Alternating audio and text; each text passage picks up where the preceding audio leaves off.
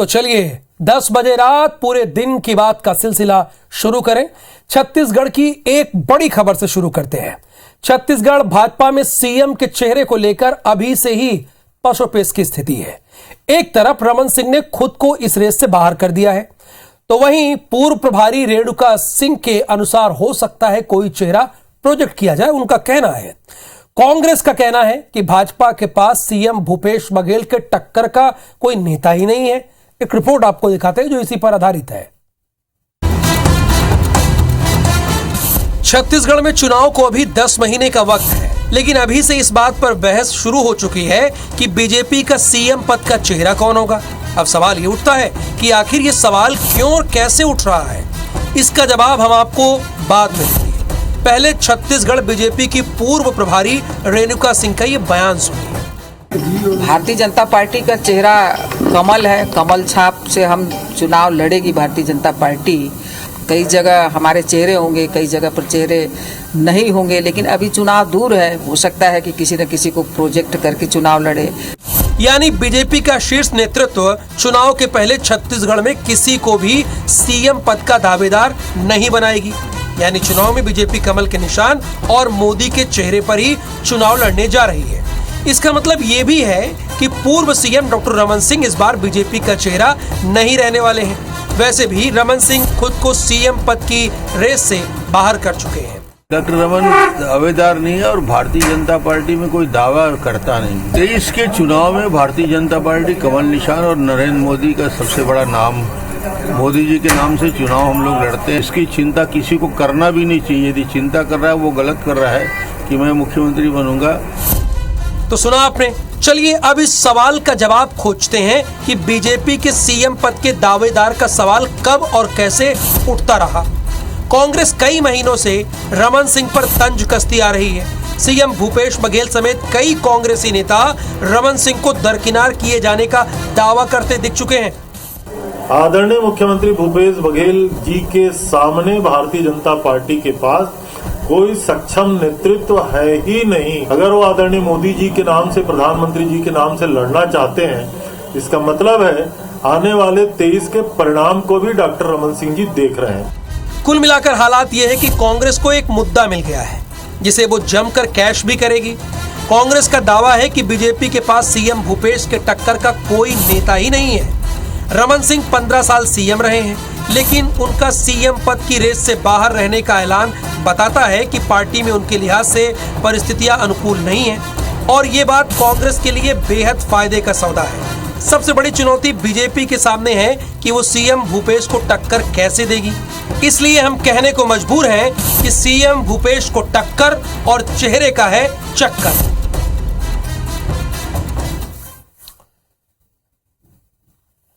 छत्तीसगढ़ के कैबिनेट मंत्री रविंद्र चौबे ने कई मुद्दों पर बीजेपी को घेरा है। आप भी सुनिए उन्होंने क्या क्या कहा।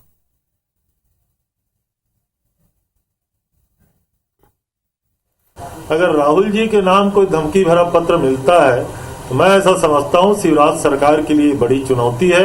राहुल जी की सुरक्षा के सारे उपाय किए जाने चाहिए और इस तरीके से अगर धमकी भरा पत्र जो वायरल हो रहा है तो उसकी जांच पड़ताल कर उसमें सख्त कार्रवाई किया जाना चाहिए। अनुसूचित जनजाति, अनुसूचित जाति के आरक्षण को कमी नहीं होने देंगे। छत्तीसगढ़ विधानसभा का विशेष सत्र बुलाया गया है। विशेष सत्र में उनके आरक्षण के पक्ष में हम सरकार की ओर से जो भी प्रस्ताव आएगा और उसके अनुरूप आने वाले समय में छत्तीसगढ़ में आरक्षण की व्यवस्था होगी। अभी 4.5 साल से बृजमोहन जी हाशिए में चले गए थे। अब रमन सिंह जी और उनके पूरे नेतृत्व को भारतीय जनता पार्टी हाशिए में जब डाल रही है तो बृजमोहन जी जैसे लोगों को सामने लाने का प्रयास कर रही है, लेकिन भानु प्रतापपुर में बृजमोहन जी का भी कुछ चलने वाला नहीं है। जो दैनिक वेतन भोगी कर्मचारी हैं, ऐसे कर्मचारी जो किसी पोस्ट के अगेंस्ट लंबे समय से कार्यरत हैं, उसकी जानकारी अन्य विभागों से मंगाई है। तब अनियमित कर्मचारियों को भी इस बात का भरोसा हो चला है कि आने वाले समय में उनके पक्ष में भी फैसला हो जाएगा।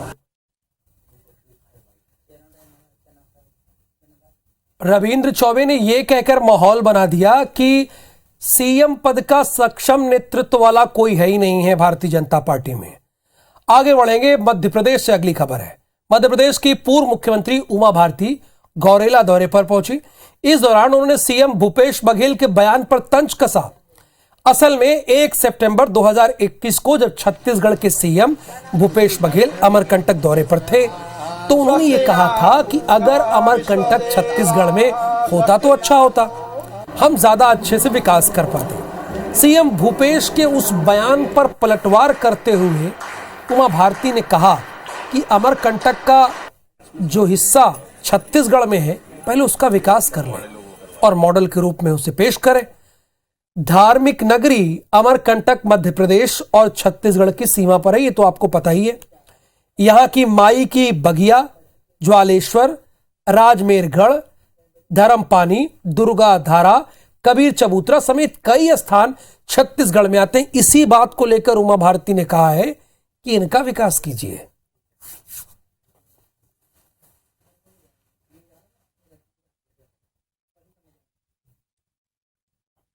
अच्छा ये होता है कि अमरकंटक यदि छत्तीसगढ़ में होता तो हम लोगों के लिए और ज़्यादा अच्छा होता और हम लोग ज़्यादा अच्छा से नर्मदा मैया की सेवा कर पाते। जितना हिस्सा है उतना तो ठीक कर लें। अभी जो है छत्तीसगढ़ में थोड़ा बहुत है ना, वो ठीक कर लें और उसको दिखा दें, मॉडल के तौर पर पेश कर दें उसको।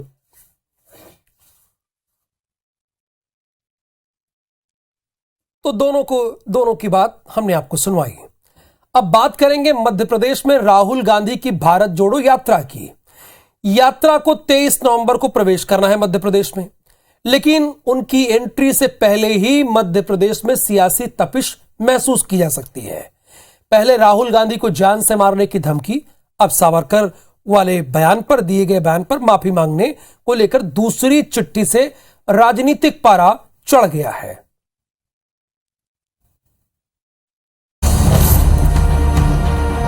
फिर चिट्ठी, फिर धमकी, फिर निशाने पर यात्रा।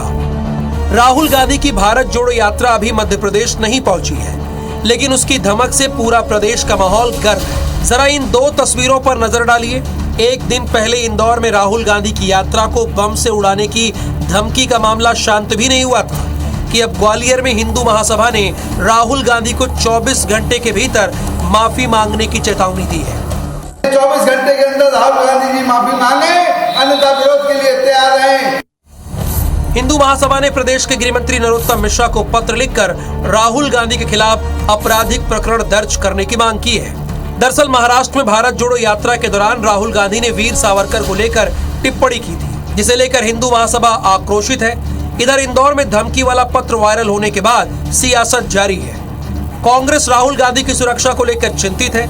बताया जा रहा है कि दौरे में कुछ परिवर्तन भी हो सकते हैं।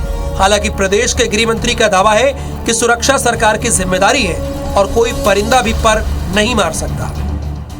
हमारे नेता राहुल गांधी जी पर कोई भी जरा सी भी आश नहीं आना चाहिए, नहीं तो संपूर्ण जवाबदारी मध्य प्रदेश सरकार शिवराज सिंह चौहान की रहेगी।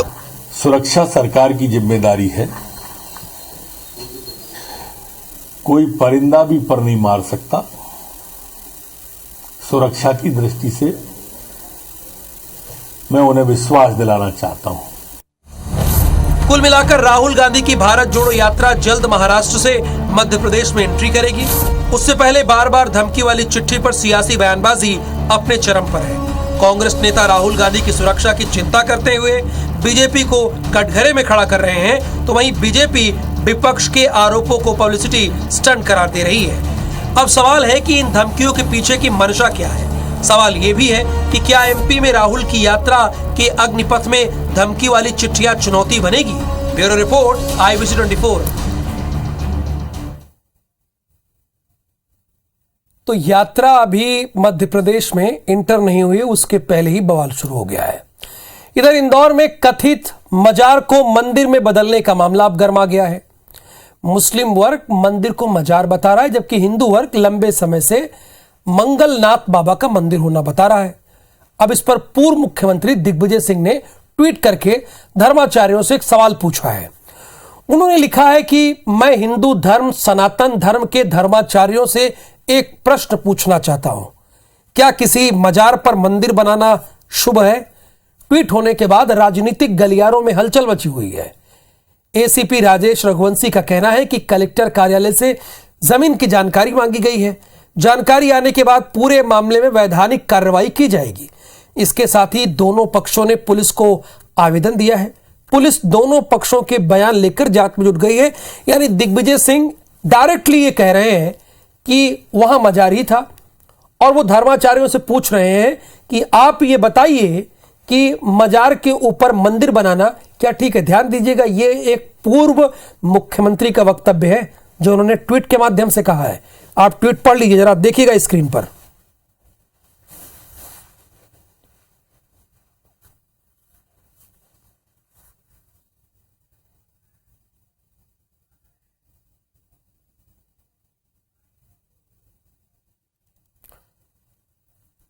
तो क्या किसी मजार पर मंदिर बनना शुभ है? ये प्रश्न दरअसल पूर्व मुख्यमंत्री की तरफ से पूछा गया है।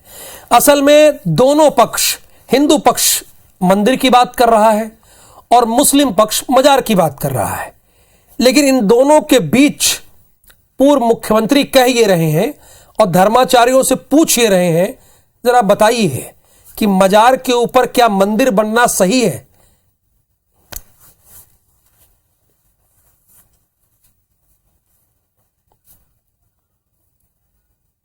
खबर छत्तीसगढ़ से है। छत्तीसगढ़ की राजधानी रायपुर में बड़ी धोखाधड़ी का मामला सामने आया है। पुलिस ने एक ऐसे अंतर्राज्यीय ट्रक चोर गैंग का खुलासा किया है जो कई राज्यों में ट्रक किराए में लेकर दूसरे राज्यों में बेच दिया करता था। यानी एक राज्य से किराए में लिया और दूसरे राज्य को बेच दिया। पिछले दिनों एक ट्रक मालिक अजय सिंह ने शिकायत दर्ज कराई थी, जिसकी जांच के दौरान पता यह चला कि शातिर गिरोह के लोगों ने छत्तीसगढ़ में यूपी, बिहार और झारखंड के 300 से ज्यादा ट्रकों का हुलिया बदलकर बेच डाला। ऐसे में कई ट्रक मालिकों ने पतासाजी की तो पता यह चला कि छत्तीसगढ़ के अलग अलग आरटीओ में रजिस्टर्ड करवाकर ट्रकों को बेचने का खुलासा हुआ। पुलिस ने करीब 10 ट्रक जब्त किए हैं। इसके साथ ही गैंग के 10 लोगों को पकड़ाया गया है। गैंग के आरोपियों को गिरफ्तार करने के लिए पुलिस की कई टीमें दूसरे राज्यों में भेजी गई हैं।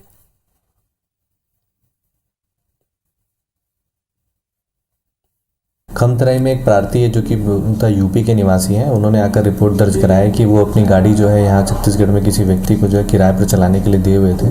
बाद में उन्हें जानकारी मिली कि वो गाड़ी जो है बिकने के लिए मार्केट में आ गई है, तो वो आकर यहाँ पर उन्होंने पतासाजी की, तो जो अभी प्रारंभिक रूप में 2 लोगों की गिरफ्तारी हुई है। राजधानी रायपुर में ट्रकों को किराए पर लेकर उनको राजधानी रायपुर लाकर उसको बेचने के वाले ये गिरोह का बड़ा खुलासा हुआ है। ये जो गिरोह, अभी तक की जो जानकारी, प्रारंभिक जानकारी निकल के आई है कि ये जो गिरोह है ये बिहार, जो कलकत्ता, महाराष्ट्र और इधर से जो ट्रक है वो किराए पे चलाने के लिए लेता है और लेने के बाद उसको यहाँ बाकायदा लाता है और वहाँ के जो मालिक हैं उन लोगों को शुरुआती दौर में पैसा जरूर देता है और उसके बाद जो है वो उसके बाद वो ट्रक को ले आता है और लाने के बाद उसमें इंजन नंबर, चेचिस नंबर जो है उसको बदलकर यहाँ पे बेच देता है, उसको रजिस्ट्रेशन कराकर यहाँ पे दे देता है। अभी तक की जो जानकारी निकल के आई है, दुर्ग आरटीओ और रायपुर आरटीओ में सबसे ज्यादा जो इन ट्रकों का जो चोरी करके जो ट्रक लाए गए हैं उनको यहाँ पे बेचा गया, उनका रजिस्ट्रेशन करा के यहाँ पे बेचा गया। निश्चित तौर पे एक बड़ा खुलासा जो है यहाँ पे, जो एक बड़ा फर्जीवाड़ा कह सकते हैं, बड़ा फर्जीवाड़ा जो गैंग है जो ट्रकों को चोरी कर दूसरे राज्यों से लाता था, उसका एक यहाँ पे खुलासा हुआ है। और अभी फिलहाल जो है पुलिस कई आरोपियों को रिमांड पर लेकर उनसे पूछताछ कर रही है। कैमरामैन नरेंद्र के साथ तहसीन जैदी, IBC 24। अगली खबर भी दिल्ली से ही जुड़ी हुई है। आय से अधिक संपत्ति और मनी लॉन्ड्रिंग के मामले में तिहाड़ जेल में बंद दिल्ली सरकार के मंत्री सत्येंद्र जैन फिर विवादों में हैं। भारतीय जनता पार्टी के प्रवक्ता शहजाद पूनावाल ने एक वीडियो जारी किया जिसमें सत्येंद्र जैन जेल में मसाज कराते दिखाई दे रहे हैं। एशिया की सबसे बड़ी जेल तिहाड़ में ऐसी सेवा हैरान करने वाली है। सत्येंद्र जैन दिल्ली के जेल मंत्री रहे हैं और अब वो खुद जेल में बंद है। इस वीडियो के सामने आने के बाद दिल्ली के सीएम अरविंद केजरीवाल खामोश है। हालांकि deputy chief minister Manish Sisodia ने उल्टा भाजपा पर ही आरोपों की बौछार कर दी। उनकी माने तो बीजेपी इलाज का मजाक बना रही है। सत्येंद्र जैन को डॉक्टर ने नियमित रूप से फिजियोथेरेपी देने की सलाह दी थी।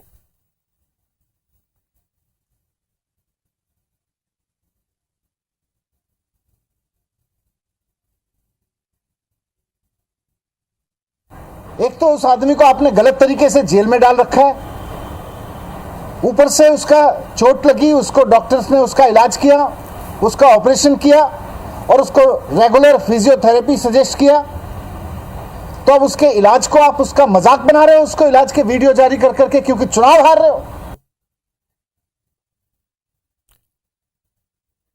ऐसी फिजियोथेरेपी होती कहां है, यह भी मनीष सिसोदिया को बताना चाहिए। बहरहाल प्रधानमंत्री नरेंद्र मोदी ने आज वाराणसी में काशी तमिल संगमम का उद्घाटन किया। इस अवसर पर प्रधानमंत्री मोदी ने कहा कि एक और पूरे भारत को अपने आप में समेटे हमारी सांस्कृतिक राजधानी काशी है, तो दूसरी ओर भारत की प्राचीनता और गौरव का केंद्र हमारा तमिलनाडु और तमिल संस्कृति है। काशी और तमिलनाडु दोनों ही संस्कृति और सभ्यता के टाइमलेस सेंटर है, दोनों शिवमय हैं, दोनों भक्तिमय हैं, दोनों शक्तिमय हैं। वाराणसी में काशी तमिल संगमम 1 महीने तक चलेगा। इसका उद्देश्य काशी और तमिलनाडु के विद्वानों, विद्यार्थियों, दार्शनिकों, व्यापारियों और कलाकारों को एक मंच पर लाना और अपने श्रेष्ठ परंपराओं को साझा करना है।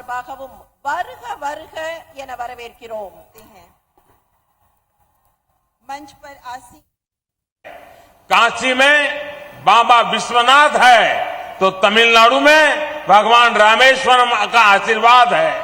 काशी और तमिलनाडु दोनों शिवमय है, दोनों शक्तिमय है और इसलिए काशिल तमिल संगमम अपने आप में विशेष है, अद्वितीय है। और अगली खबर खेल जगत से। भारत और न्यूजीलैंड के बीच T20 सीरीज का दूसरा मुकाबला कल खेला जाएगा। इससे पहले वेलिंगटन में खेला जाने वाला मैच बारिश की वजह से धुल गया था। अब दूसरा मुकाबला कल होगा। माउंट की पिच पर बल्लेबाजों के लिए मददगार मानी जा रही है। इस मैदान पर वेस्टइंडीज ने 243 रन का स्कोर खड़ा किया था। यहां भारत ने एक ही T20 मुकाबला खेला है, इसमें भारत को जीत मिली थी।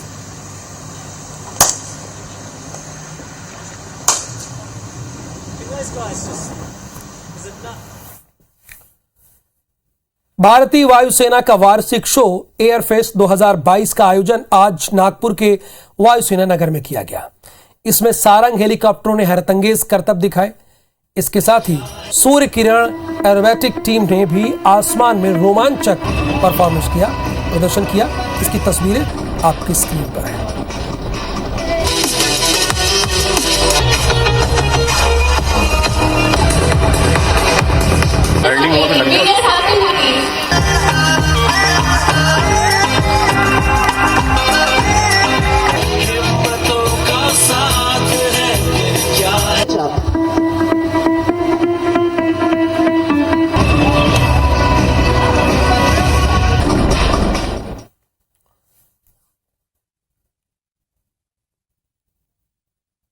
दस बजे रात पूरे दिन की बात में आज के लिए बस इतना ही। मुझे दीजिए अनुमति। नमस्कार, शुभ रात्रि।